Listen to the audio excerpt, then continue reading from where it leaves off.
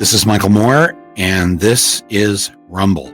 Our guest today is the great Viggo Mortensen. He's one of our most talented, versatile, and beloved actors.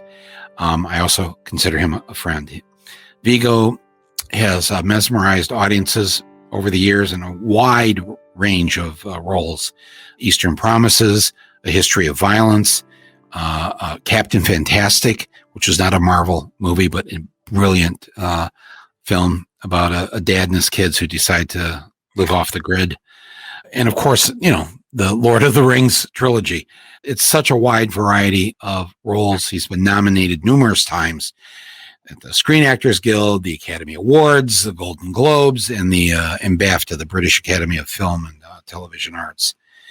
Viggo gives another brilliant performance in his latest film, Falling, but that's not all. He has written, directed, produced, and stars in this incredible film that I had a lucky chance to see early on. But wait, that's not enough. Those aren't his only jobs of this film. He's also composed the music. Now we're in Chaplin territory here. So this is amazing, Viggo. And I know your many talents, and I know how numerous languages that you speak. I know that you're a poet and you're a painter and great photographer. I also know you as a wonderful human being and a friend, and I'm honored to have Viggo Mortensen here on Rumble. Welcome, Viggo. Thank you, Michael. It's very nice to talk with you, and I wish we were doing it in person there where you are in New York City or anywhere. Yes. And you are in Madrid, where you live, and someday soon, I think we will be able to be in the same room again. At least that's my hope for this year. And but what's this? I mean, it's as a filmmaker.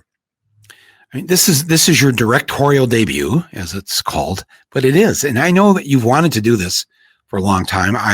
I know over the years, geez, we go back to maybe the first time I met you was 2004.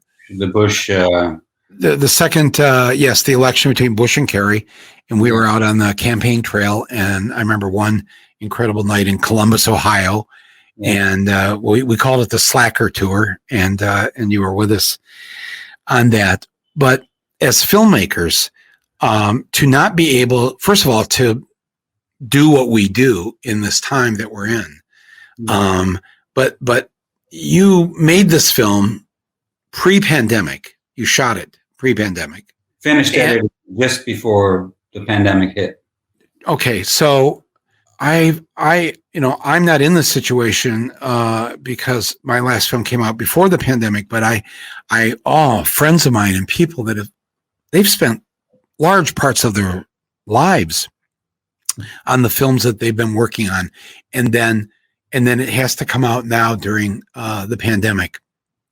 I mean, I don't mean to start with such a depressing thought, but I have to say, on one hand, I wish this is such a beautiful film, was playing in 1,000 theaters, 2,000 theaters across the country right now. On the other hand, I can tell you, having watched it again recently at home, it's a powerful movie that fits in perfectly with what we're all going through right now. And maybe this is the perfect moment for it. Maybe this is the time. I'll let you tell the story, and you can give away as little or as much as you want about this story, but it's very moving. It's profound, and it tackles something very difficult, something that I think exists in a lot of families. But I'll let you explain Falling. Well, thank you. Yes,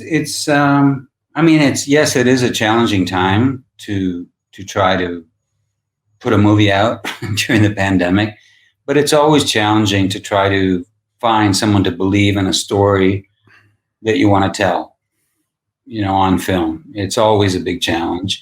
It's a challenge to make it. It's a challenge to get people's attention so that they maybe will see it and consider it as a story. Life is a challenge. Everything's difficult all the time, And, during the pandemic, we're certainly conscious of the fact that life is fragile. It's precious. It could be snuffed out any second. Anybody could get sick or die at any time, no matter what age they are, no matter how much money they have. That's just true about life. And we don't usually think about it or like to think about it any more than we like to think about death. But these things are going to happen to everyone sooner or later. And now we're more conscious of that. I choose to think that that's a positive. I think it's good to think about life being short, life being precious, because you'll maybe make the most of the time you have, and maybe you'll think about how you talk to people. And one of the issues the movie deals with is the problems that a family can have, serious problems, communicating with each other, polarization within families, conflict, anger, hatred, hateful speech, misunderstandings, saying and doing things that you'll always regret and wish you hadn't said or done. This is happening in our society now a lot. And so, as you said, rightly, I think, even though it's been frustrating to have to wait all this time since we finished editing the movie to find a way to get it to audiences, and it's coming out, now, today, it's available in the United States and Canada. Finally, it's been out in other countries. But because it does deal with this communication problem, or non-communication, absence of communication and empathy of any kind, it is very timely in a way, unfortunately, but in another way, it's high time we had these conversations. I think, we need to do that. And maybe it takes a pandemic of, a COVID pandemic for people to start thinking, hell, I could be gone tomorrow. My friend, these people that I'm arguing with could be gone tomorrow. Maybe I should speak to them with a little more kindness, even if we disagree, and maybe there's a different way to relate to each other. We can agree to disagree while still attempting to communicate. We don't have to agree to disagree and everybody goes in their own corner and only refers to or engages with people and ideas that they're already comfortable with. It's like, if we want to advance as a society, in a more fluid way, nature has a way of punishing missteps, and society has a way of auto-correcting itself eventually. It can take longer and be more painful, or it can go a little faster and more harmoniously. That's up to us. Right. Let's choice, Let's set up the story for people. So it's a family story. The main characters are a father and a son. The father's played by Lance Henriksen, who's a legendary actor who's been in great actor. 280 movies, most of them genre movies, sci-fi, horror, so forth. Some that are just unclassifiable, but he's always riveting. There's always something believable about what he does. He's committed as an artist. He's really good, and he has this great presence and so forth. He plays the patriarch, and he is someone who is at the early stages of dementia. He's a man who's a farmer who's been living for decades by himself, and who has become more isolated and more bitter in the course of his life, in part because, of his nature and his upbringing, but things that have happened in his life that he's never gotten over, like that his wife left him with her kids, because of his sort of inflexible attitude about certain things. And I am one of those kids now grown up. I'm his son. And this man who lives alone on this farm has agreed to come to California at the beginning of the story, where you live. Yeah, where I live, and where my sister lives, who's played by Laura Linney, fabulous actress. Right, does a great job as Sarah. My name is John in the story, and Willis, our father, has agreed to come out. So I go get him, bring him from snowy northern New York State out to Southern California, and he's agreed. Yeah, it's time. We're going to find a place for you to live near us, and where things will be more manageable. And, even though he doesn't want to talk about it or acknowledge the fact that he's slipping, there's a part of him that's, for a moment, in time, he thinks about it. But then as soon as he gets there, he's like, nah, I don't want to do this. And so he doesn't really, it's a very difficult relationship. Eventually, he just refuses to make that accommodation. He would rather be alone and bitter and all that. And what the movie explores to some degree, or a great degree, is this problem of communication, this, I guess, other pandemic that we're going through as a society right now. And it's not a movie that gives you answers or tells you what to do or espouses any ideology. I don't like stories that tell you what to think or feel and give you answers. I like stories that are interesting enough that they pose questions that you're interested in answering for yourself. And one of the main questions in Falling is, are there people that you can't communicate with? Are there people that don't deserve to be communicated with just because they're so awful, because they're racist, because they're misogynist, because they're homophobic, because they're all these things that Willis shows himself to be, and because they're bitter and nasty and they don't treat you with respect. And, you know, it's easier to condemn someone and dismiss them if you don't get along with them. It's certainly easier when you're younger and if you've had no experience taking care of an old person in your family or a friend. Yeah.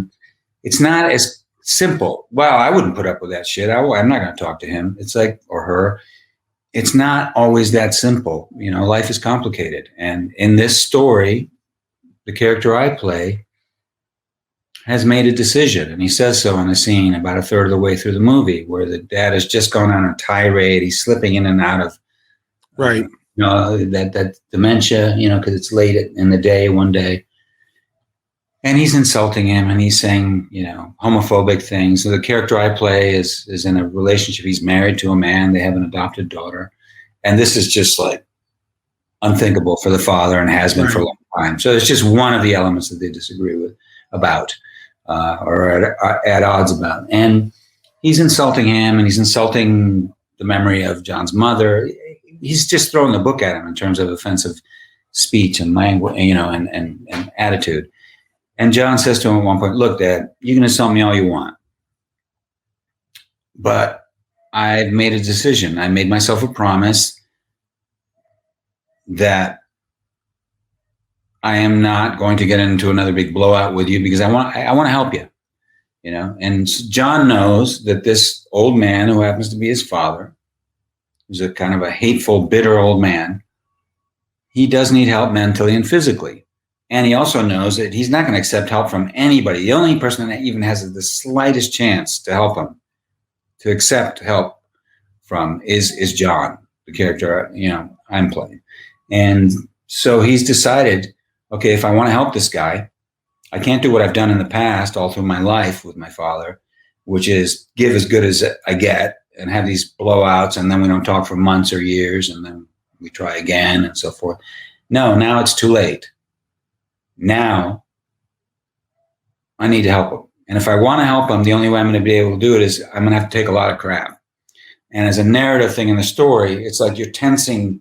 It's like if it was a bow and arrow, you're pulling back the string, pulling it back impossibly far. And either that the wood, the bow is going to break, or the string's going to snap, something's going to happen. And it does.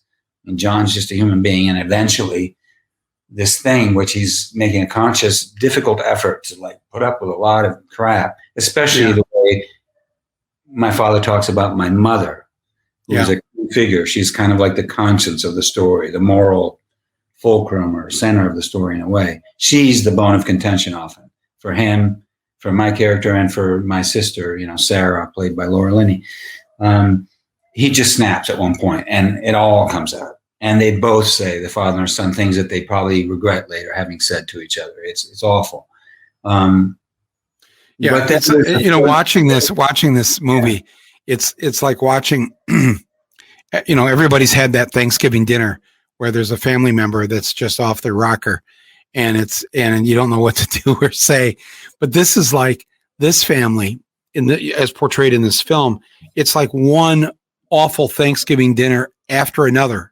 It's in whatever relationship, whatever day that your father, the character in the film, wakes up, he's just got a new bone of contention that he is just angry at the world, angry at you, angry at, as you said, his wife left him so many years ago, and we've all known people that can't get over this stuff in their lives, Yeah. and their lives are ruined by it because they decide to let that take over. But probably at his core, Willis, your father in this movie, at his core, he was probably wrecked by his parents. Yeah. They were probably wrecked by their parents. Right. It's like, how do you, and you or your character, you're trying to break the cycle here. Yeah. Well, you don't want to be your father's son. No. And yet you love him because he's your dad. Unfortunately, what people are doing is they're not saying we have to sit down and talk. Right. I know. We have to sit down and talk, even though you hate me and you don't want to talk. We must talk. I will insist on it, right? And right. To some degree, and that's the problem. That's why I say that the bad communication or no communication is the other pandemic, and it's going to last a lot longer than the COVID pandemic and all its variations. Right. You can't cure it with a vaccine. You can only cure it by listening to people first. Right. And not listening to prepare your counterattack in the know thine enemy sense. Not in order to attack someone. Do you listen to them? You listen to them to really try to understand how could they possibly have a worldview so totally different from mine. The facts. How can they believe these things, but not insulting them and not dismissing them. It's much easier to condemn people and dismiss them than it is to try to understand them. It's just, that's more work. It takes a lot more work to be stubborn. And in a way, in the movie, that's one of the issues that's there. And it's, interesting. I've had reactions from people that have gotten that aspect of it, the communication thing, and other people that dismiss it, because they see a guy, these even reviewers that talk about, they love people just mayhem and violence in Marvel movies and other movies. And yet when it's in real life, psychological and verbal violence in a family, oh, no, you can't have an old white guy saying racist things, homophobic things. What are you talking about? It happens all the time. Our president's been doing it did it for 4 years. What the hell are we talking about? We can't see stories like that. Where are you coming from? We have to be able to say these things, talk about them, air them out, and listen and try to. It's not just, I'm going to lead by example, but I refuse to talk to anybody that I disagree with. We'll all just stay in our corners and hang out with and talk with only people we know. We'll only watch news sources that agree with our pre-existing views. It's like we have the most ability technically that human beings have ever had to understand history, culture, other nations, other races, religious beliefs, atheists, anything, nature, everything. And yet we refuse to educate ourselves. And some of us think we're super smart in doing that. We refuse to learn anything else other than what sort of fits into our worldview. And there's no future in that. In our story unfolding, there's a sign. I'm not telling people they have to do this. Yeah. I'm just saying in this story, I don't like stories that give you answers or tell you resolve things. I like questions. So the question is, are there people you can't communicate with? Are there people that don't deserve to be communicated with? I don't think so. And in this story, there's someone who's as stubborn about trying to communicate with his father who doesn't seem to have any interest in communicating with him or anyone else. He's great with nature, but he's not good with people. He could give a fuck. And what do? There's no guarantee. That's the thing that people don't like. They like some guarantee. Well, I want a guarantee of a result. It's like, well, you might be really stubborn and try to communicate with someone who's not willing to communicate with you, and you may never get anywhere. You got to try. If you write them off, then then there is no progress. So I think a lot of people are feeling despondent about that. There may not be any hope in terms of what you're talking about, being able to communicate with somebody who seems so far gone.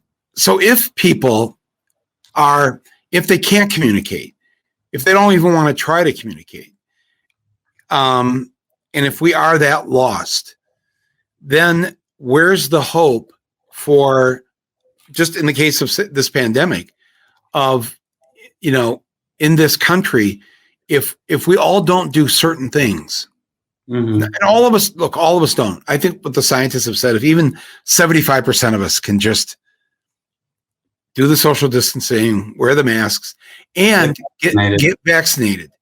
Yeah. And I, hear from my friends who are more on the left saying they don't know if they want to get vaccinated. They don't trust it. Trump rushed it through to get reelected. There's never been a vaccine this fast. You hear all and it's all seems, these are rational criticisms or concerns.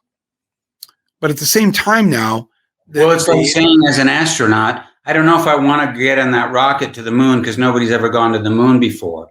So people have made the vaccines faster. Maybe that's called scientific human progress. Necessity is the mother of invention. I don't know. Yes, something could go wrong, but you could trip and fall walking down the street. If there's one thing the pandemic has taught us, is that life is precious. You got to make the most of it. You could get sick and die at any time. That's always been true. But now everybody's aware of it. So what are you going to do about it? Well, get vaccinated. It's like. So we now know, after, the vaccine's been out for over 2 months. People have not been dropping like flies. I don't think nobody's died. People have had sore arms. And so it seems like it's okay. Maybe that's what people need, is just to see others do it and then get some courage, Yeah. Yeah. So should people should I do it? Should I do it publicly and just say, hey, everybody, look, I'm still standing. Couldn't hurt. Let's get this. Because the thing is, if 70% of us get vaccinated, we have a chance of getting out of this year. This virus probably isn't going away for quite some time. It's going to mutate. We got a problem. Right. No doubt. But we also don't have to be prisoners to it either. And I'm just so afraid that we've gone so far down the road in opposite camps that I have even lost the ability to figure out a way to talk to people in the old way that I used to talk to people who I disagreed with. If I was sitting next to somebody on the plane and they would say to me, I've seen your movies and I don't like what you say. And they'll bring up a subject like abortion, they're against abortion, and I will respect them. And they believe that a fertilized egg is a human being. Right. Okay. I don't believe that. The science doesn't say that. A seed is not a flower. A stem is not a flower. A flower is a flower. But that's what you believe. So what I would always say to the person is, if you believe that about abortion, then you should never get one. Seriously, I support you never having an abortion, but you don't want to say to somebody else that they can't do something because you don't want to do it. Right. Yeah. Isn't that the way we were taught to live? Is just kind of like live and let live. My neighbor believes in that religion, or my neighbor over there has a really goofy way of doing this, or maybe, oh no, my neighbor over there why aren't they mowing their lawn? Oh, because they believe in the new concept that we should just let grass and weeds and everything grow. That's what they believe. Right. That's how they want their lawn. That's how they have their lawn. It's not my business. I know sometimes it's a matter of degree, but certain things are common sense. I mean, when you have Congress people refusing to stop at metal detectors because they don't want to divulge whether they're carrying, a gun in their pocket. Yeah. It is, they wouldn't get allowed, and then they just push their way through. And what's the poor security guard going to do? It's a congressman. And that's, but that would never happen in an airport. You refuse to go through the metal detector, you're not getting on the plane. Period. End of story. Right. You don't wear a seatbelt and you get stopped by a cop, you get a ticket, whether you think it's right to wear them or not. I mean, it needs to be that way for the masks right now, I think, but whatever, that's another story. This thing of live and let live, the tricky thing about that is that some people interpret that as, well, screw you, we're doing our thing. We believe in the lasers from outer space that are starting the forest fires. We believe, that all the Democrats are cannibals and eat children. I don't even know what all this stuff is. Right. And that, so forth. And we're just not going to talk anymore. I know that's not the live and let live you're talking about. I mean, I don't think that's good. I think we have to talk. You can be interested in other people while you're letting them live and let live, and you can disagree, and you can you have to talk. That's the problem, is that people aren't talking anymore, and they're certainly not listening, which is the first order of business. That's the problem. So and what's our way out of this? What's our way out of the pandemic? What's our way out of the fact that there's such vitriol between the two sides? I don't know if I think I have some of the answer, but I don't have all of it. I don't know what to do, really. I think you have to treat people like, imagine someone that you just want to yell at them because they're saying these really crazy things and even really destructive things, racist things, anti-Semitic things, misogynistic things, and you want to just shout at them. But then as an exercise, look at them and think, okay, they don't know it. But I know that they have terminal cancer and they're going to be dead in 2 months. And it's a human being. Right. Talk to them thinking about that, even if it's not true. I mean, as an exercise. Yeah. This person. No, it's a great exercise. You know what I'm saying? Like, okay, yes. And I think you generally do this. You have to just be stubborn. You have to be a pain in the ass, but don't do it shouting and insulting. Right. You have to just keep insisting. Like in a story where you're taking care of an older person, or in the case of the movie, where it's someone who has dementia and they're really a difficult person. I sort of wrote an extreme character. It's like, does that person deserve help? It's like, hell yeah, everybody does. But he's someone who's just so offensive, right? They're still a human being. That's what we forget when we just shut people off completely and we start screaming at them. Certainly if we punch them or shoot at them. But you see a lot, one of the ways that the story is put together, it's kind of a complex structure. There's a lot of, you go back in time from distant past and more recent past. And what happens there is that you, not by way of excusing anything, you get hints as you go along. It's the kind of stories, I basically made the kind of movie I'd like to go see, where you get a few pieces of the puzzle. Good idea. As a spectator, you get a few pieces of the puzzle and start to put it together. Then another scene, then you see something from the past. Oh, another few pieces of the puzzle about the dynamic of this family and about the individuals and why are they the way they are and why do they relate to each other the way they do. And with Willis, you see, even in the happier days, from the early 60s, the mid 60s, late 60s, it's a gradual progression, but there was always something there for him, which may or may not have to do with his upbringing.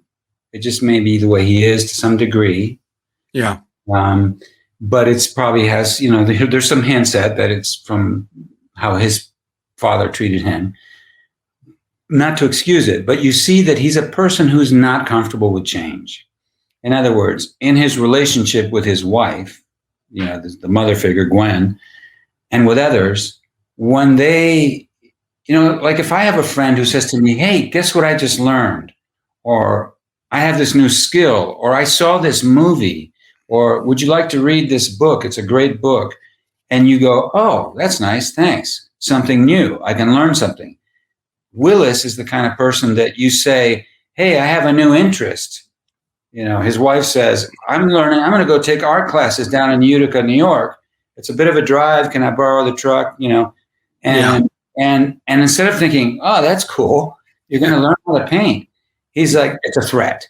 Anything that's a change, any evolution of the people around in the lives of the people around him, not to mention changing times, the 1960s, 70s, whatever in society. It's like, what the hell?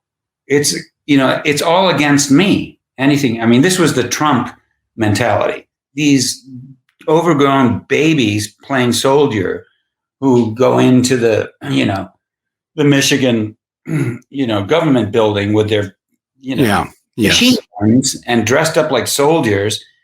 It's like, and some of them are ex-soldiers, unfortunately, but most of them are a bunch of guys living some fantasy, like Rambo fantasy.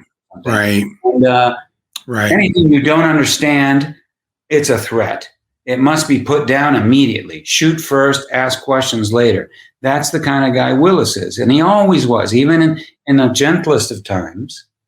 And it's like, it's disgusting in a way, and it's ridiculous and laughable and scary and lots of things. But they're still human beings. And it's like, why are they doing that? And all these people were little kids at one point. And little kids don't come out of the womb behaving that way. So what happened?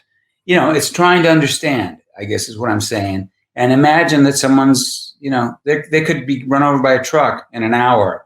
And then I'll think, maybe I shouldn't have yelled at him and called him every name in the book. Maybe I should have just tried to use facts, logic, even if they wanted to hit me or did hit me or didn't listen to me. It's like, that's the only way. It sounds annoying, dull, hopeless at times. That is the only way to gently insist, to talk to people and reason with them using facts, like Howard Zinn did, like Noam Chomsky does. And I'm not just picking people on the left, but there are people on the right and in the middle who speak reasonably, who use a polite, respectful discourse with other people. That's what we have to do. And that's something that's been lost. And we've been encouraged to think that that's old hat. It's boring. It gets you nowhere. If you want results, you got to be a son of a bitch. That's been encouraged for the last 5 years by Trump. And a lot of people have jumped on that bandwagon. It's like, yes, I'm upset, so I'll go and smash the windows of the Capitol, something unheard of. And, and I'll threaten. And if I can grab someone in this euphoria, this misguided euphoria, if they could have grabbed Ocasio-Cortez or Nancy Pelosi or, God, I don't know, Mike Pence, some of them, they might have killed them. That's what they're saying they wanted to do. That we can't forget that, yes, and that has to be dealt with, and they're trying to do it. But how do we get to that point? Where does that come from? That's what we have to talk about. It's like, guys, we disagree, but we must agree that can't be. There's a scene that happens in 1968 in the story, and it's my character's 10th birthday, and he's very proud. He's standing there, and there's other kids that are invited, and there's the mother comes in with a cake, Gwen does, and there's the moms of the other kids there, and Willis is standing by the doorway to the kitchen. He's smoking a cigarette, and he's so proud. He's beaming. He's so happy. Everybody's happy. And then his wife said, she's cutting up the cake after the candles are blown out, and she says, "Hey, honey, can you put your cigarette down for a second? Just give me a hand, like help me with the passing out the cake or something, like participate, normal, right?" Yeah. And he says, "Why?" And she's like, "Uh-oh." It's like, you can tell. It's like, you don't have to show scenes like that before. You get from the way she reacts that this is not the first time. And she says, never mind. Like, I can do it, And he says, and then he says, "What?" He provokes it. It's like, yeah, he won't let it go. Yeah, he won't let it go. And she says, "It's okay. Never mind. We're fine." And he says, "Oh, now I can't relax and have a smoke in my own home. It's my house." It's like it becomes, and then he goes, "Fuck this," and walks out. And it's like, holy shit. The thing is that he, till the end of his life, will probably be convinced that she ruined that birthday party. Right. Whereas everybody in the room, and probably most of the audience watching that scene on screen, knows that he did it. But why did he do it? It's because he can't handle new information. Yeah. It confuses him. It scares him. And so where does most violence and bullying come from? It comes from fear, and fear of being ignorant, fear of of losing control. And this is a guy, and to some degree typical of his generation, Willis, guys who were born during or just after the Great Depression, and grew up through World War II, and at a time where boys were taught that you don't cry because that's weak. Right. You don't show emotions, that's weak. And you need to seem in control no matter what situation you're in, especially around women. And especially when you grow up to be a father in a nuclear heterosexual, family household. You're the boss. People adapt to you. You don't adapt to them. And you're the final word. You're the king at the table and you're king of the household. And that's the way men were brought up. And even very nice guys who are nice fathers had that sort of mentality. But he has it to an extreme where the control thing is a problem for him. So he can't, it doesn't compute.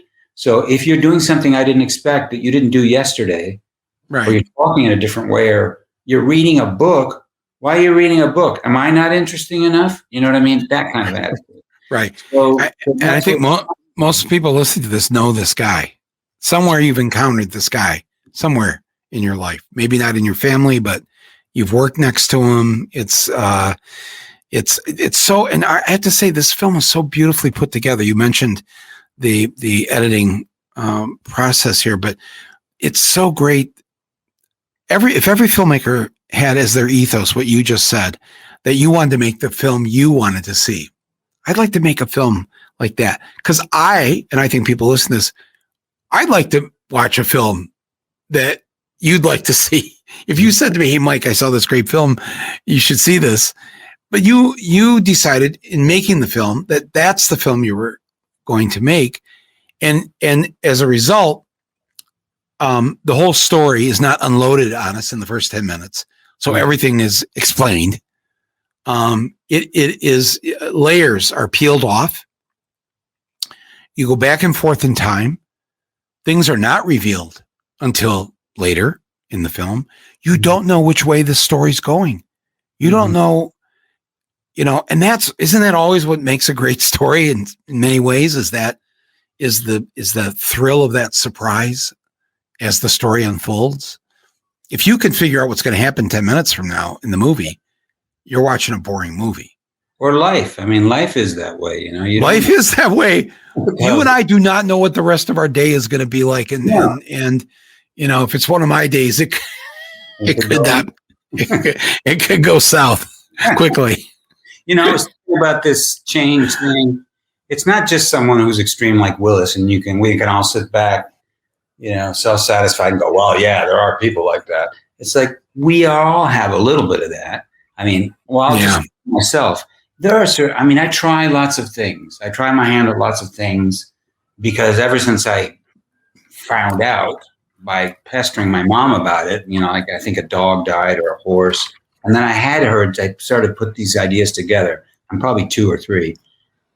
It's like, yeah, that old person, I guess the grandma, whoever, they're gone. Gone means gone.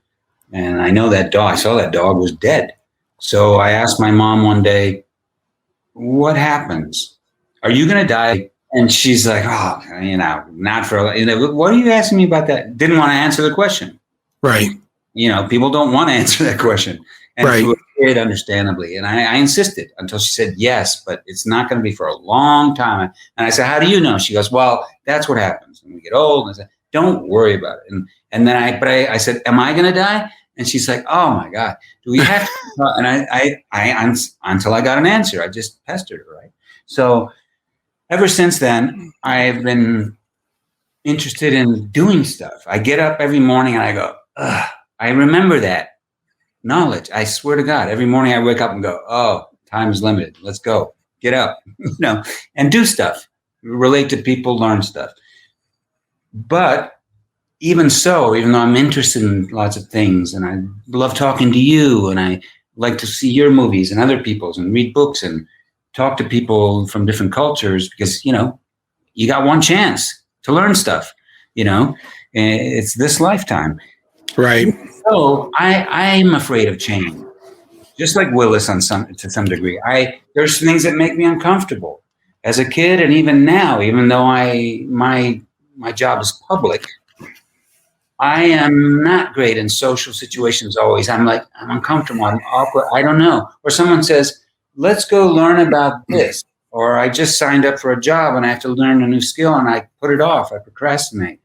I'm worried about it. I'm scared about it. I think I'm not going to be able to do it, or I'm not going to be able to understand it. Or I don't want to read that book. And then I read it. Or I get halfway through and go, I don't like it that much. I'll read another book.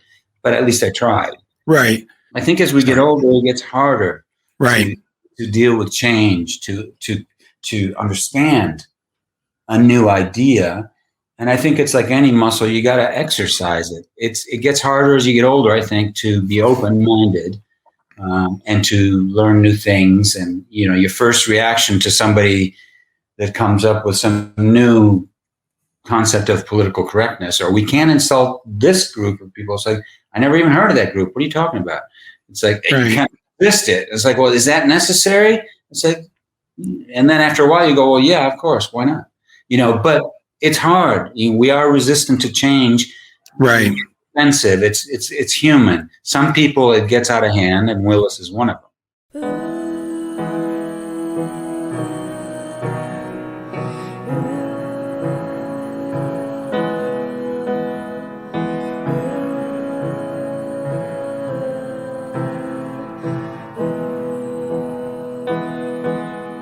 So before we go any further, I want to give a shout out to this episode's underwriter, SignalWire. SignalWire is a new video communication technology designed by some incredible, brilliant software developers who just happen to be from Michigan. Over the past year, everyone has had to get familiar with endless video meetings. You know what I'm talking about, right? Too many people on the screen, crappy audio, crappy video, sketchy security, and confusing IDs for these meetings. Well, it's a new year, and you deserve a better way to work and collaborate remotely. SignalWire is a complete virtual office alternative that allows teams to collaborate as if they were all in the same location.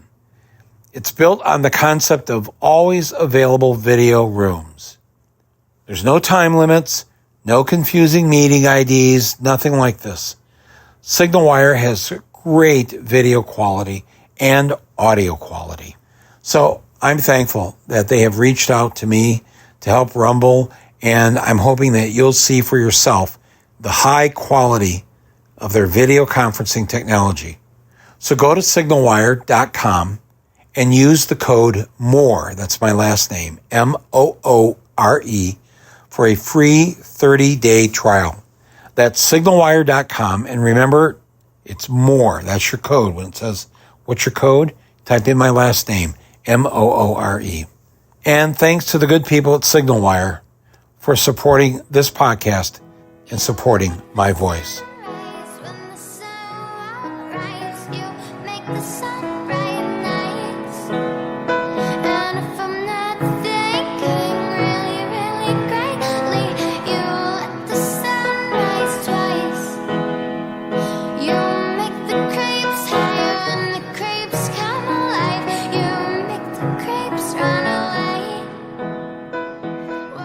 If I'm an alien, I land from outer space in the United States, and I see the level of discourse or lack of discourse in the country, not just politicians, but in society and within families, I would ask myself, how does this society function at all? Why do people even stop at red lights? How does anything function at this point? And this looks really serious. Is this the way the world is? Is this how humans are? This is appalling. I'm never coming here on vacation again. I'll go to another planet. Right. No, it's just, I don't know. It's a thing. It's a game that's moving as we play it all the time. And there are new surprises all the time. But that's always been true in life. It's just right now, it's very intense. Very intense. Now, you live in Spain. You live there. You live in Madrid. So being away from this, what's that feel like? Because I feel I've been in my own lockdown. I'm locked into this and living in it. And, you're still an American citizen. So you're in New York City? Yes, I'm in New York City. Yeah. And I miss the United States. I miss New York a lot. I'll bet you do. Right. I miss my friends. I miss my family. I miss the landscapes of the United States. I mean, I move around a lot my whole life, and I've lived lots of places, and I always have felt it's more important how you are than where you are. I mean, you can make yourself at home anywhere. And, as much as I can be a fan, of certain sports teams, or I have certain proclivities and all that, I never lose sight of the fact that we're all basically similar in our needs and wants, Right. fears, and that our fears and doubts, we don't have to live alone with them. We can share them with other people through stories, through conversations like we're having. You don't have to live alone. And, Right.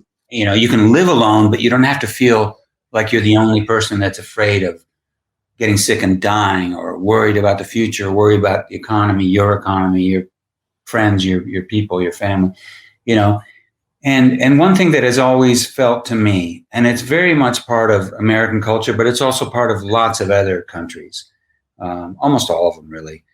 And when it flares up to an intense degree, it's that ugly kind of nationalism that happens. But what I'm talking about is this idea, if we're talking about what's your country or all that, Right. and do you miss it and so forth, the idea of American exceptionalism, which is almost like it used to be that presidential candidates had to be shown in some image, campaign image with the military, or maybe with a farmer, depending on what Right. region you're from. If you're a congressman from Iowa, you have to know the price of, cornstarch. You have to know what's going on in the market for farmers. If you can get a picture taken of you riding a horse, wonderful, in Texas. If you can get a picture taken with cops, and, with the Going duck hunting. It's duck hunting, Right. Dukakis, the poor bastard in the tank, and that stuff. Right. Everybody seems to do that, but it doesn't matter what political stripe you are. It's pure and good, like apple pie and the Bible.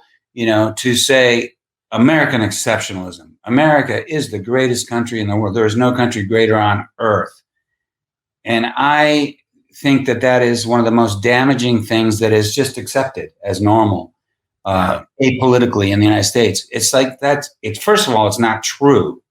No country is as great as most every country thinks it is, and no country is as evil and deplorable as lots, if not most countries like to think other countries are, or some other countries are. It's just stupid. We're people. It's a planet.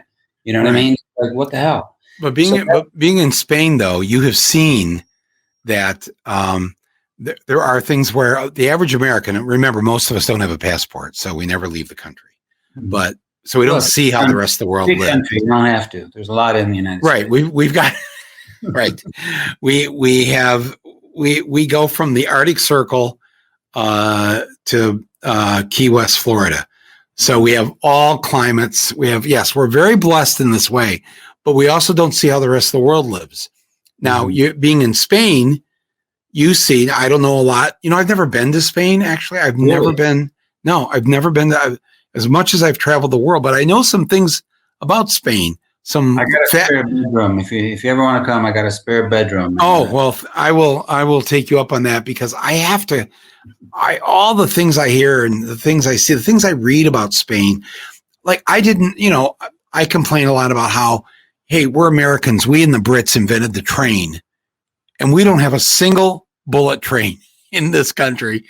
And I read that Spain per capita had more bullet trains, fast trains, than any other country, or at least any other country in Europe. They have very good rail system. Yeah, good transportation system. Well, who would have thought? How would we know that as Americans, that when you think good, speedy, dependable rail systems, think Spain? I mean, I love Amtrak. I've crossed the country. I love driving, but I've crossed the country on Amtrak. East, west, east, north, south. I mean, I've taken trains also across Canada, and I love it. But it is true, they're slower. They're not always on time. It's an adventure, and it used to be that way here not so long ago. But it's where you put your priorities as a country. what do our taxes pay for? In the United States, where, socialism is like the word cancer. Right. Yes. And what is that? I mean, you've talked about this, eloquently, but, we bail out the car companies, we bail out the oil companies, we subsidize this, that, and the other. Medicare. I mean, it's like people love Medicare. Right. It doesn't, Republicans, we need it. It's like these things are normal and natural. And in other countries, healthcare, education, it's not perfect. There's bureaucratic problems, and sometimes there's conservative governments that come in and try to undo it. That's happened in Spain too. And so it caught them with their pants down a little bit. The cuts to the healthcare system over the, from 2011 through for several years, that hurt the country when it came time to deal with the pandemic, but they're sort of recovering. But that there's a priority, an unquestioned priority on healthcare for everyone, that it's a right, and that, you try to run it as best you can, but it's not something that's meant necessarily to generate a profit. In the United States, if it doesn't generate a profit, well, you throw it out and let someone make some money on it if they can. Otherwise, just forget about it, especially in certain neighborhoods where it's like, well, screw those people. Who sees them? Who cares about these black people or whoever in poor neighborhoods? Things like that. It's like, that's not the way. In Spain, even though there are right-wing extremist parties that are against it, it's a minority. Most people have accepted for years, and in most of Europe, especially Northern Europe, but all over, healthcare, everybody has access. You break your leg, you get sick, you go to the hospital. It's not like in the United States where for most people, it's like, maybe I'll wait a little longer. Maybe it'll get better. And by the time you go, they say, if you'd come to me 3 months ago, we could have operated and you'd survive. You're going to die. I'm sorry. And people have to make choices, whether it's taking care of the elderly and their family or a serious disease or injury to anybody, whatever their age in your family. The choice is always, do I sell the car and take care of this? Do we sell the house? Do we move in with my parents again, even though I'm an adult with kids? Or do we just not take care of it and keep the house? Well, maybe you nailed it when you said, you know what I mean? It's like, that should not be the situation. And if an economy generates so much income as the United States does, where we can have this absurd, the other thing, American exceptionalism and supporting the military. Supporting the military doesn't mean that you just overspend to an insane amount, which has been happening for decades in the United States. We don't need all that shit. And it's not, no politician can say that. We're overspending. It's a racket. That money could and should go to bridges, schools, healthcare. Nobody should lack healthcare. Nobody should have to think about money when they get sick or when they need to go to school. It should not be an issue ever, especially if it's the number one economy or one of the most potent economies in the world. Why? Why should that be an issue for any citizen ever? And you say that and you go, oh, you're a communist. It's like, no. No, it makes common sense, actually. I mean, there's no system in the world where if you get sick, you could go bankrupt. You could lose your home. You could lose, that just seems, and I think history will judge us poorly with this, like why we waited so long and made people suffer simply because they got ill. They got something happened. They had an accident and their life crumbles in front of them. And I don't see that. People are good. And politicians count on that. Well, you know what? Our neighbor got sick with cancer, but we all pulled together in our neighborhood and we donated. It's like, wait a minute. Let's just do that nationally. Right. Why does it have to be the guys on your street? Well, if you haven't behaved well in your life and you don't have any friends, you're out of luck, buddy. But if you're popular in your neighborhood, maybe your friends will give you money to pay for your bill. It's like, and you just squeak by. Right. And then you owe these guys psychologically, if not financially, a favor the rest of your life. No. It should be paid for by our taxes. Period. Right. I don't care how that sounds. It's not a left-wing thing. It's a human rights thing. Right. And that's the way it happens in Spain, right? It's not perfect. They have their problems, and sometimes sure. region, a politician will cut funds for this or that. But the general idea is, yes, you go. Like if you're a tourist and you're in Spain and you fall down or you get hit by a car, you go to the hospital, you get attended. They're not like, well, you got to show that you have the money to pay for this. No, you can get health care. You can get taken care of. Right. In the United States, well, they'll take care of you, but you're going to be in hock the rest of your life. Right. Maybe. Right. Yeah, no, it's very likely. But this is a huge change for you making this movie. I mean, this is not what you've been doing for the last 20 or 30 years. You know, you and I are not 22. We're not, you know, you've lived a life. And so that creative process, you talked about getting up in the morning, like you get up and then you want to go because today is a new day and for all you know, it could be the last day. So you want to, but how does that fit in with your creative process in terms of, especially what you must, now that this film is done, you know, what are you going to do next? Or is, you know, my guess is I know you have other screenplays that you've been writing over a period of years. You know, do you want to, after this experience, do you want to do this again?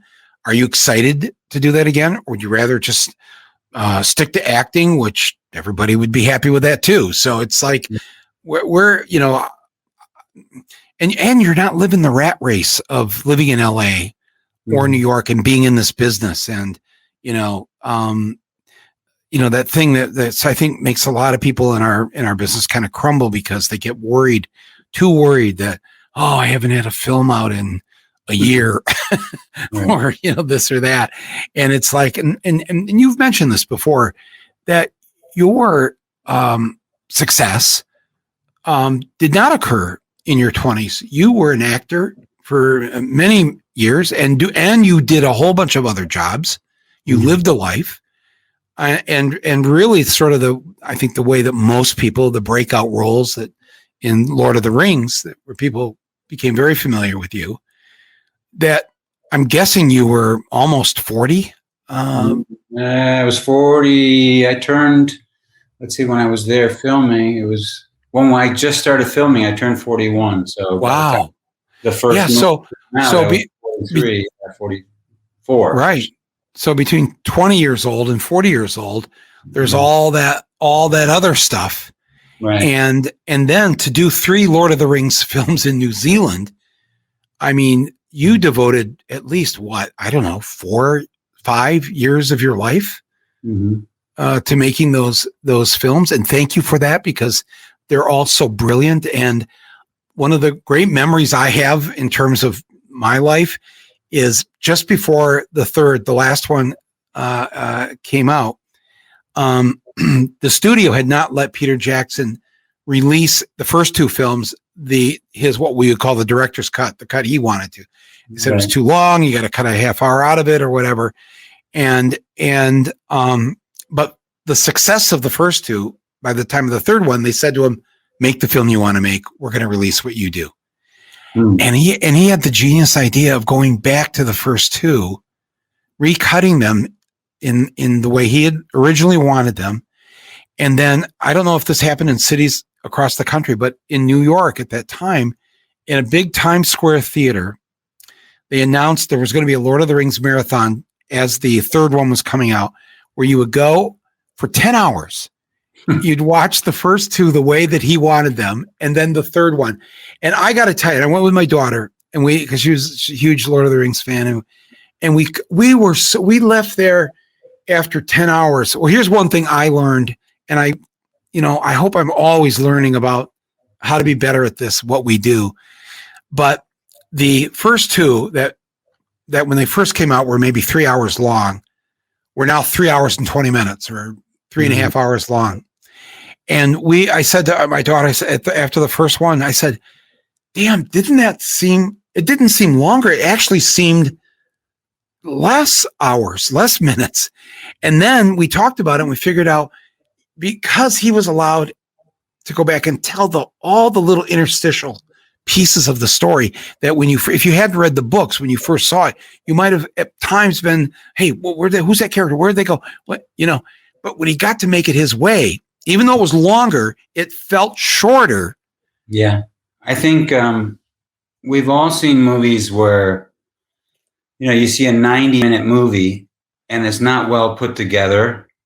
It's not well designed, structured, something, and those 90 minutes can feel like 3 hours. And we've seen, as you're talking about, 3-hour movies that go flying by because they've got your interest all the way. It flows. And, images, just like music, just like sound recordings, are about timing, tempo, rhythm, Yeah. And that's what you got to get right. That's what I learned. I mean, doing the editing, I love the editing process of Falling because I was like, what's this going to be like? I'm interested. And then I realized it's not that different from what I've been doing with music for many years, which is recording it, listening to it a lot and finding the right way to edit it, and sequence things and mix it. And it's just, you just have to give it time. And the images, just like the sound does, the images will speak to you. They'll tell you what they need, Right. Every scene's different of every movie, which is different. It's like, this one requires this. It's not boom, boom, boom, boom, boom. It's boom, boom, boom, boom. Or maybe it's only boom right there. Or maybe you don't even need that boom and we can switch it out for something else. And let's see how that sounds, and and when someone gets that right, it doesn't matter how long it is. If you're involved, you're involved. Right. As an audience member. Well, I think the example of music is so true. Even when we're out shooting a documentary, I usually, over the years, I've made like mixtapes, or what we would used to call mixtapes. I still call them mixtapes because I want to, as we go in the crew van from one place to the next, I want to play the music that's in my head, not so much because of the lyrics of the song, but because of the beat and because of the rhythm and because I want us in a certain headspace. Yeah. Because in a documentary, there's not a script we're following, so I can't control. There aren't lines that I'm trying to get people to say. So but I do know the beats that I want, and I know this. Maybe I don't know if anybody else does this, but I love playing music while making a movie. I love playing music in the edit room. I just think that I think a lot of people do that. I mean, I think athletes do it. You see them with their headphones on before a game, whether they're soccer players or football players, baseball. They're listening to music. They're getting into the headspace they need to be in, to go perform. And you see actors do this. I mean, every movie, there's certain pieces of music that I can hear today, and sometimes it'll remind me of a particular shoot. I remember the music I was listening to when we first started shooting Lord of the Rings, and I was listening to a particular type of music a lot for whatever reason at that time. And lots of different, as you're listening to at any given time in your life. But then it gets focused, and okay, I'm not going to listen to all 12 of those. I'm going to listen to these 3. And this one particular one, I don't know why, I'm going to listen to this one over and over because it feels right for this moment, this character I'm playing. And I think people do that a lot. And I think directors do that as well. There were with the music, one of the reasons is not because I'm a megalomaniac, at least I don't consider myself one, but I did do the score for Falling. And what happened there was that with Falling, as you said, there's been many stories I've tried to tell, but with Falling, it took 4 years, and we got the money, all of it, lost, was taken away, got some of it, the thing that happens in independent films all the time. You're about to go, okay, we're all set. No, we don't. The investor decided to pull it and do something else, or we don't have enough, or somebody got sick, the weather changed. I don't know. We're not making a movie this year. And so in that time, I was alone as an originating producer trying to get this thing going. I met, Lance Henriksen. We were working on the script. I used the time. It was frustrating to have to wait. I used the time to keep working on the script, but I also started thinking about where we wanted to shoot, what kind of team we wanted to assemble, how we would approach shooting the story, and what the music would be, and how much would there be. And the more I thought about it, the less I thought there would be, although there's more music in Falling than one realizes. If you listen to the soundtrack record's out, by the way, it's called Music for Falling. So right. Anywhere you stream or, buy music online. And I started to, I knew what scenes I probably wanted it in. And I figured maybe later on I'll remove some of it, but I'll just start imagining it, start composing it. And so much time went by and I was on my own. So I just started working on it. And then as we were shooting even, there were certain pieces of music I was thinking about. And when we were editing, I thought about it all the time. So that by the time we got to the end of the editing process,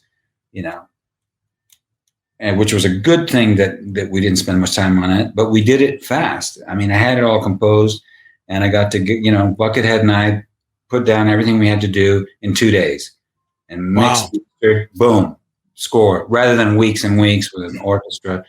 I knew what I wanted. And so that made it easier. And it was also advantageous because we were out of money at that point. Had run out. So. Right. I know we're going to run out of time here, but for the people listening, and who are huge fans, as am I, of the Lord of the Rings trilogy. If there's a certain memory or something, while making the film with the other actors, with Peter Jackson, being in New Zealand, whatever, maybe just something to share with people in terms of how whatever happened during that process maybe changed you, maybe made you a better person, maybe it inspired you to make your own film, whatever that was. I'm just to if you don't mind, I'm sorry to go there, but I know you're very proud of these 3 films, as you should be, and so Lord of the Rings.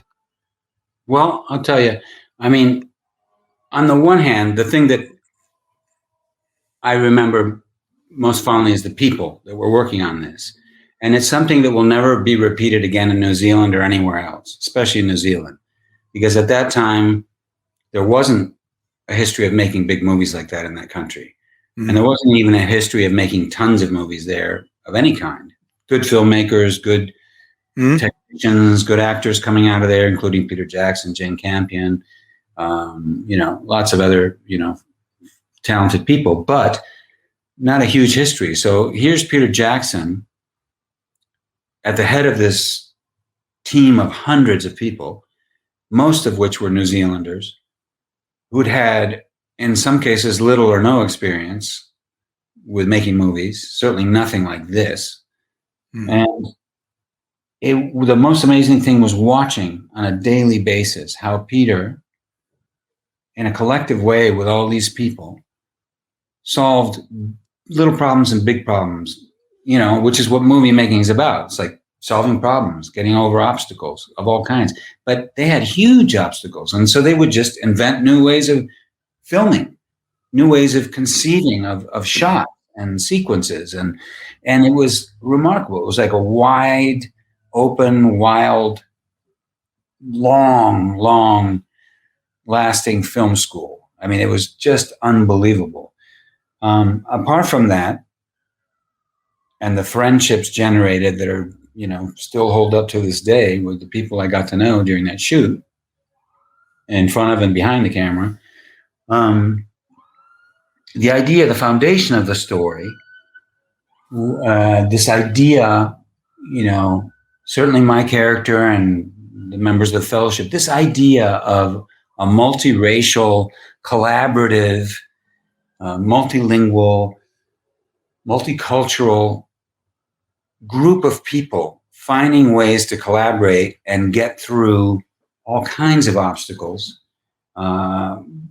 impossible odds, is inspiring. It always will be inspiring. And that was reflected by the way the movie was made, I have to say.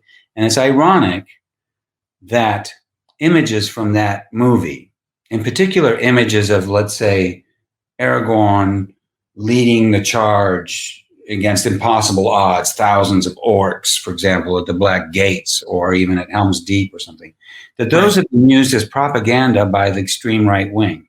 Mm. the Arizona Republican Party, or Vox, which is a neo-fascist, anti-immigrant, misogynistic, throwback, scary minority party, but not so minority. They have 52 seats in parliament here in Spain.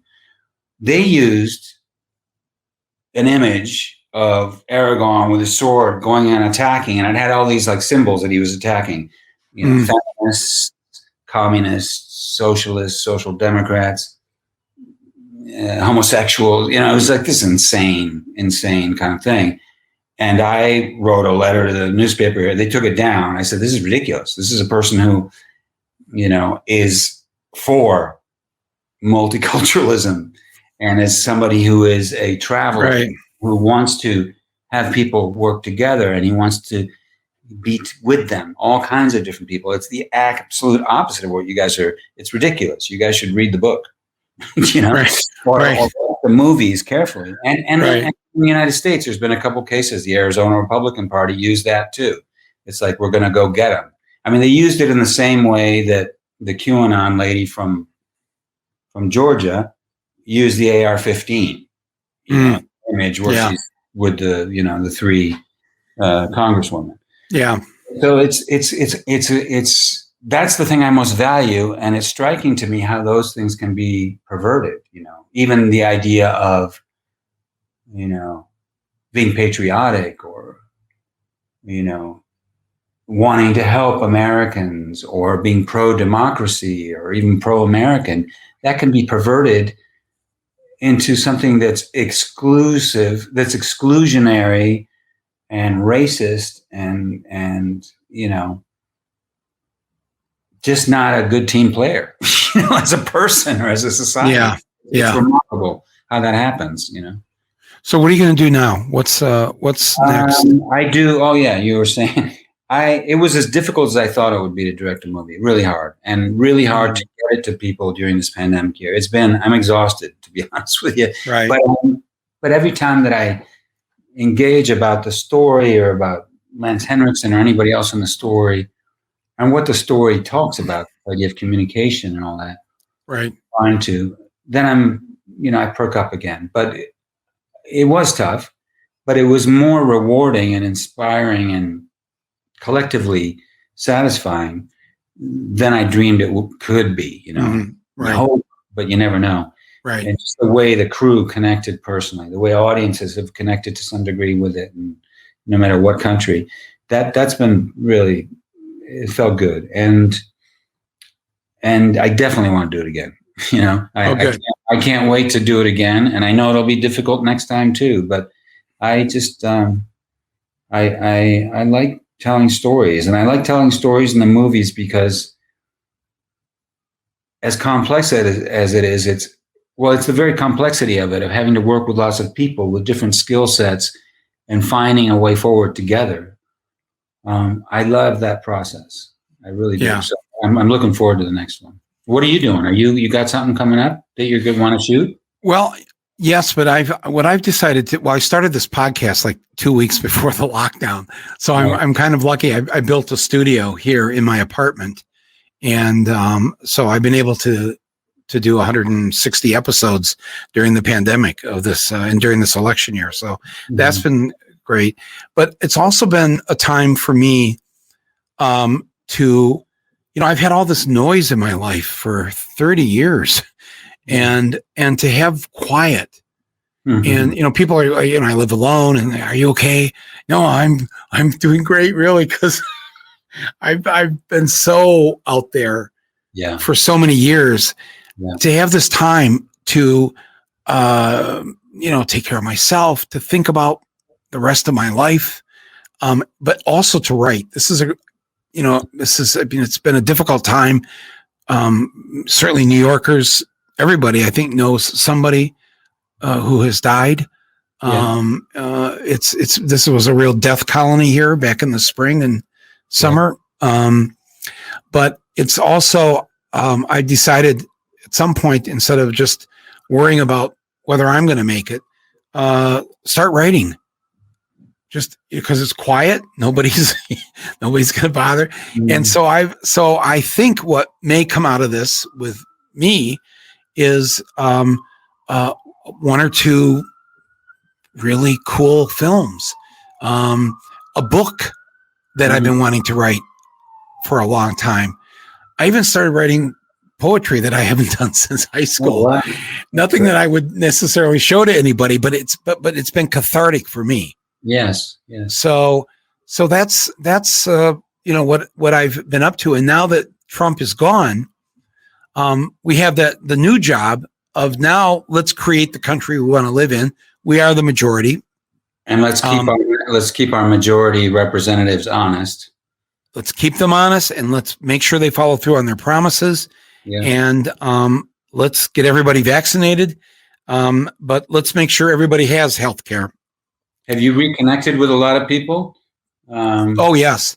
Yeah. Yes. In some in really cool and profound ways. Like, I started thinking my parents, if they were alive, would both turn 100 this year. Right. And I started to think, I wonder if any of their friends are still alive. I'll bet you they're not, because they'd all be in their late 90s or even over 100. And I decided one day to call up the best man in their wedding.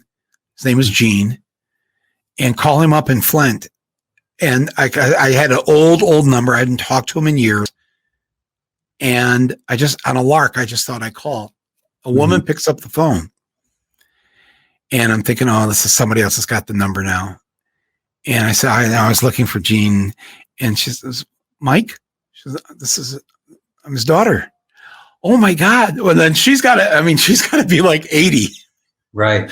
And so I said, oh, I hate to ask this question, but is Gene still with us? Why, yes, he's right here. Would you like to talk to him? And I'm like, wow. And she handed the phone to him. He was, completely lucid, on top of it, all there. We had this great conversation about what's going on in the world, about the Detroit Tigers, about everything. I bet day, man. Oh, wow. Well, it's just, so, yes. And he made my day, and we agreed to stay in touch here. And I know that he's going to be here next year. It's just, I don't know that, but it just sounded like he was not done with life. And it was so inspiring to me. And so I've made a list of the people I know in their 90s. Yeah. And each week I try to call one of them. People maybe I haven't spoken to in a long time. So I've done that sort of thing. And I've connected with old friends. There are silver linings in this very dark time. And I've tried to look for them, because I'm not a person, Viggo, that can run very long on what my friend calls hopium, hopey hope. It's like I believe in hope. I am an optimist. I'm not a cynic, but I'm a realist, and I know the dark time we're in. But I know that the only way I'm going to get through that is to find ways. Yeah. To sort of grab onto life and try to still experience it with people, even if it's in a virtual way. Well, so that's with people, man. It's like the moment you have a conversation, first of all, there's always someone that's doing worse than you are. That's for sure. Right. But more than that, everybody has fears and doubts. And we sometimes get into ruts, whether we're young or old, where we think, it's almost like I'm the only person that's feeling this way. And that's not true. We can live alone if we choose to. Right. But we don't have to be isolated or think we're the only person that has fears and doubts. We can share those fears and doubts with people. And one way to do it is just calling someone up. Yeah. Another way is to make a movie and share a story that might make them think about things that you can't even imagine they would think about. Right. Ideally, that movie story is interesting enough to them that it becomes their movie more than yours by the time they're done seeing it. And then you might not meet that person, but they saw it. They got something from something you were feeling and sharing, Yes. It made them thinking about something. It made them come out of their corner. It's like, whoa, yeah, there's other people that have something like that. That makes me think, you know what? I haven't called this person for a long time. That made me think of a person that I don't get along with, or we used to be friends. I'm going to call him up, just like the pandemic is doing that. It's like, okay, we've been fighting forever, but now I wonder if he's sick. Right. You know, last time we spoke, it was hateful, and we hung up on each other. Whatever. We said everything to each other, horrible. I'm going to call him or her up. And I think. This is one of the things in the story too. I won't drag us back in too much, but the old man who has dementia, this and that, there's a point, but it should always be this way. But there certainly is a point when someone is at a certain age, certainly if they have dementia, it's like, it's too late to argue. It's too late to correct people. It's too late to hate people. At a certain point, you got to just say, how can I serve you? What you should always do with your friends. How can I, on some level, serve you? If I care, then I care about what you feel and what you need and what you want. Even if we don't agree, how do I serve you? If we did more of that, I think we wouldn't be in such a rut communication. But that's another podcast, I suppose. Yes. When I wrote to you the other night, and I didn't know what part of the world you were in, or what was going on with you, and I remember as I was writing to you, I thought, geez, this is such a good guy. Last time, we've known each other now on and off for these, 16, 17 years. Last time I saw you was almost 2 years ago at the Cannes Film Festival. And then we, you sent me the movie, and we've communicated a bit, but I'm thinking as I'm writing this is, don't wait till you want him to be on your podcast or, introduce your film. And, I'm showing your movie at my virtual cinema. I have two art houses that I run, nonprofit in Michigan. Yes. Great. And a film festival.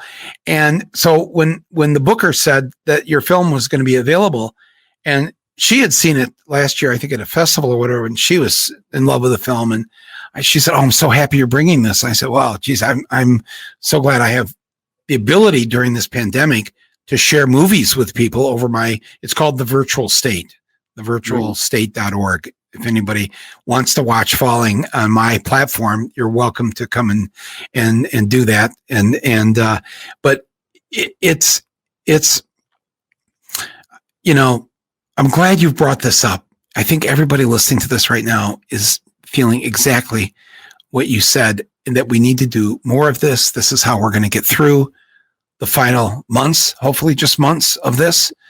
And you and I need to talk more often. Yes, we do. Anytime. Doesn't have to be recorded. We can do whatever we want. But no, you sent me your poetry, in the early days of this, like almost a year ago. Right. I'm so grateful for that. I'm grateful for the friendship, and I appreciate you doing this. Of course, the podcast and everything here, but I appreciate you as a human being, and I honor your work and the things that you have, the person you've tried to be, and what you stand for, and what you've expressed to us here today. All of this is, I know, going to stimulate some good thinking in people listening to you, and I'm very appreciative of it, and I will take advantage of your offer to come to Madrid, to come to Spain for the first time, all right, and stay in your guest room. And I'm actually very tidy and clean. The bed will be made every morning. Excellent. Well, send me to the market, and I'll pick up the fruits and vegetables there for you. I look forward to it. But until then, if you ever want, I know you're very busy. We both are. But anytime you want to talk, you want to Skype or something like that. Yeah. I do that with Lance Henriksen, the guy who's 80 now, who played my father in the movie. He didn't have this stuff. And I said to him last September, I said, the movie's coming out in these countries in Europe in the fall, and hopefully this winter in the United States and Canada. And we're not going to be able to go to these places, obviously. So we're going to have to do a lot of this by Zoom and Skype. He goes, "What the hell is that?" And I said, well, the computer with a computer. So anyway, my son Henry drove out to the desert where he lives in California and set him up. He had an old laptop, but it was not going to work. And so he made sure he had a newer one, and he set him up, showed him how to do the Zoom and the Skype. And we've been doing that. And it's like a new toy. He forgets that I'm 9 hours ahead of him. And the thing, if I haven't closed the lid on this laptop, it'll go ding dong, ding dong. It's like, a lot of times it's very late. And he'll say, "What's the matter? You sleeping again?" I go, yeah, what's up? And then he just likes to talk. And so it's wonderful. And we've had so many great conversations. I had a very last thing. Yeah. Funniest thing he did the other day. Well, it was about a month or so ago. There's a scene in the movie. It's a very nice scene. It's a funny scene where he's not really happy about it, but he has to go to see a proctologist because he's had colon cancer before, the character Willis, and it's time for his examination, and he's not going to go on his own. So I make sure he goes. So we take him there, right? And the guy who plays the proctologist is director David Cronenberg, who's a really good actor. And as types, similar age, but it's just like oil and water. It was perfect, right? And kind of like very dry, the doctor, and not without a sense of humor. And Lance in that defensive, attack mode, just like this verbal kind of, it's like a stand-up routine from some like crazed old comic. And it worked out real well, right? And of course, we're shooting in Canada, so the crew was like, "Wow, David Cronenberg, it's like a deity had walked on the set." Sure, right. And then he cracked a couple of jokes, and then everything calmed down. We got to work, and then he left. He was very efficient, very prepared, did a great job. And then I said to Lance, we were about to go and shoot something else. I said, "So how was that?" He goes, "What do you mean?" I go, "Well, how'd you like working with him? Did that seem all right? You seemed like really into what you were doing." He goes, "Oh yeah." He said, that doctor gave me a run for my money. He was really, that was great. He thought he was a doctor. Perfect. He was perfect, right? So anyway, a year later, about a month or two ago, ding dong, ding dong. I'm like, "Oh, hi, Lance. I forgot to close the computer. I'm about to go to bed." And he's like, "No, you know what YouTube is?" I go, "Yeah, you can do the YouTube all the time. And there's everything on there that you could imagine."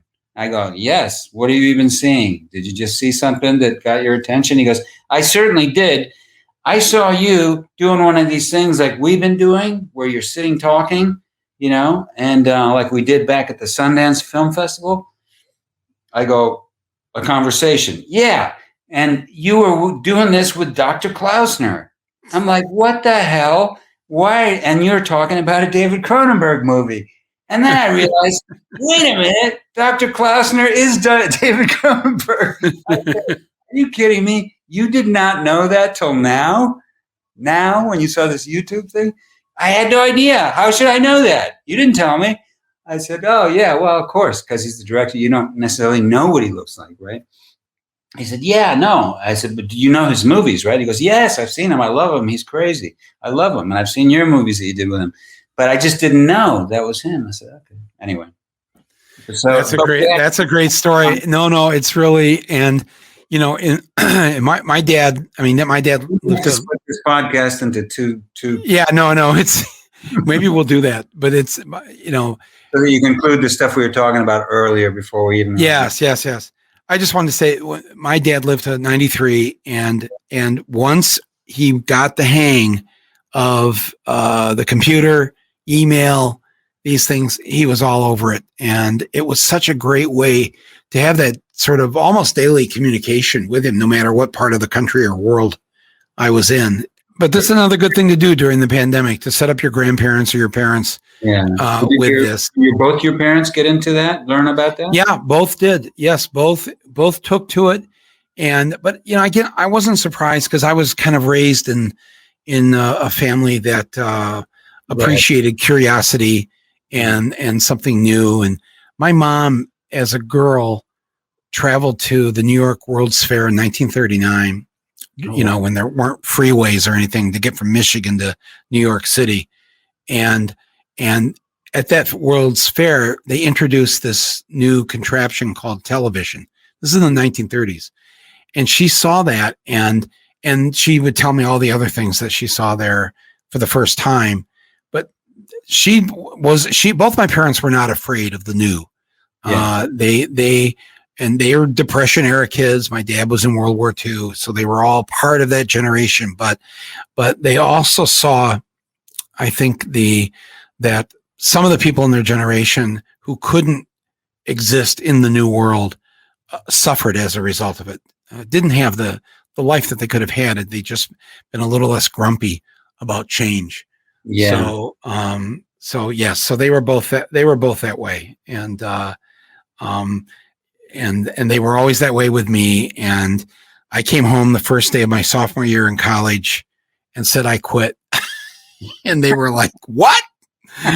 I said, I don't, and I never went back. And they would ask occasionally if I wanted, maybe I might need a degree someday, but there was never any sort of, well, that's what he thinks he needs to do. And I know a lot of people didn't get that kind of upbringing, and I'm loath to talk about it sometimes because I know it's difficult for a lot of people. But I lucked out, and if you get to be 90 something or 100, I imagine you'll be open to the new. With that, I hope so. I hope so. Here today, maybe gone today for any of us, and make the most of it. Make the most of it. Viggo, thank you so much for exercise. Next time you start to get into an argument with someone, yes, and they say something that you hate, and you just want to say all kinds of things to them, just do this exercise. Pretend that you have this secret power. That person is going to die in about 20 minutes, get hit by a car, or they have terminal cancer. Then talk to them. And you can argue with them. Right. Would you want these to be the last 20 minutes? What's going on right now? I love that siren. That's perfect for our end. Yes, that is. Well, I have, we're in New York City, and I cracked the window. It's the winter, so you know how the old heaters are in these apartment buildings. Yeah. But I also, during this year, because of what we've all been living in here, I've thought, no, I don't want to soundproof and wall myself off from this city that I'm surviving in right now. And so I want, whatever happens during the podcast. And, but thanks. That's a great exercise to do. And I'll throw one in. Here's one I do. Yeah. I'm waiting for somebody. We made a plan to have dinner, or we're going to go to a movie or whatever. And that person is late, and I'm waiting. It's 10 minutes late. Now it's 20 minutes late. And I used to get so frustrated by this. And then one day, I don't know how this thought, probably something happened, but I've been like this ever since. Whenever somebody's late, my first thought is not that, hey, I'm getting stood up here. My time is important. My first thought is, oh my God, I hope they're okay. I hope they didn't get into an accident. I hope something bad just didn't happen in their lives that's held them up. But I go for, they're late for a reason, and be kind. So, boy, we've covered the gamut here. Now we are the new self-help book by Viggo Mortensen and Michael Moore will be coming out in 2022. And bless you, and see you soon. Yep. Take care of yourself. Take care. Viggo Mortensen, everybody. And the movie is Falling, his latest film, written, produced, directed, starring in, and this beautiful soundtrack. I'm Michael Moore, and this is Rumble.